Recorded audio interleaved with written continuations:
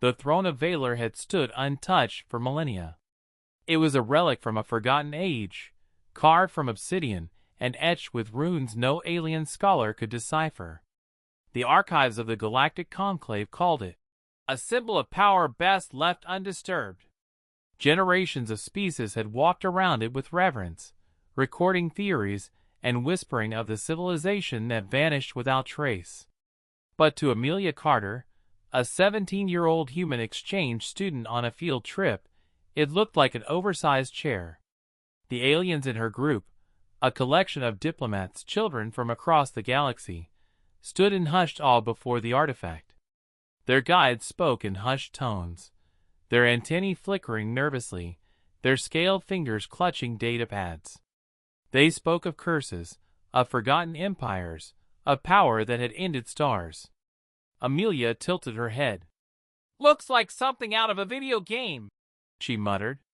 Then, with a grin, she walked forward, raised her hand, and slapped the throne. The sound cracked like thunder. Every alien in the chamber gasped. One fainted outright, their jelly-like body collapsing in a quivering heap. Another dropped their recorder, its holographic screen fizzing as it hit the stone.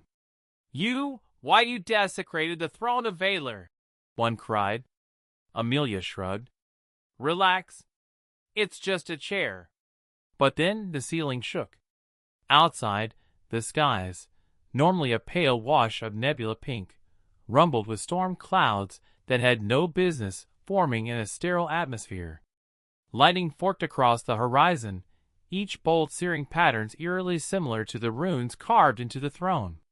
The aliens scrambled, chittering in panic. "You triggered the prophecy. The seal is breaking." Amelia blinked. "The what now?" A deafening roar answered her. From the rift splitting the sky, colossal figures emerged, scaled, winged, and crowned with fire. Dragons, a dozen at first, then hundreds, their bodies coiling through the heavens like living storms. Their eyes blazed with ancient memory, and as they circled above, their voices merged into a single word. At last, the aliens screamed. Some fell to their knees, others tried to flee, their hoverpacks sputtering against the sudden turbulence. Their leaders shouted warnings into comms. "The end tide has come! The humans have doomed us all!" But the dragons did not descend in fury. They hovered, their vast forms blotting out the twin suns, gazes fixed not on the aliens, but on Amelia. One landed, the earth trembling under its weight. Its scales were black as void, its wings streaked with lightning. Lowering its massive head, it spoke, not in sound, but in thought that pressed into every mind present.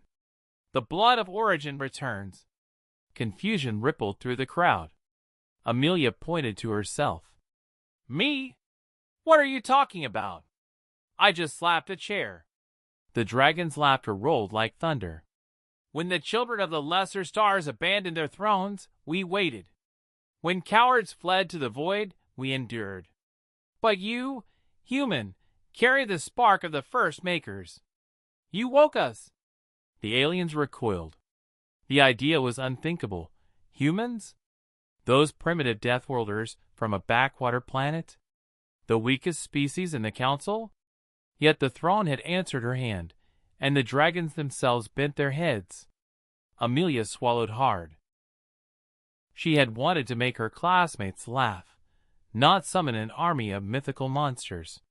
But as she looked into the eyes of the obsidian dragon, something stirred within her chest, something old, something fierce. The dragons bowed. "Command us, heir of fire." The alien students stared in shock. One whispered, trembling, "We always feared humanity's unpredictability. Now we see why." Amelia exhaled, brushing a strand of hair from her face. "Well, guess skipping history class was a mistake." She turned to the throne, its runes glowing brighter with every heartbeat. Above, the sky filled with dragons awaiting her word. Below, the galaxy trembled, realizing that the smallest, most underestimated species had just awakened the greatest weapon of the forgotten age. And for the first time, Amelia Carter smiled, not as a joke, but with a quiet understanding that humans, once again, had changed everything.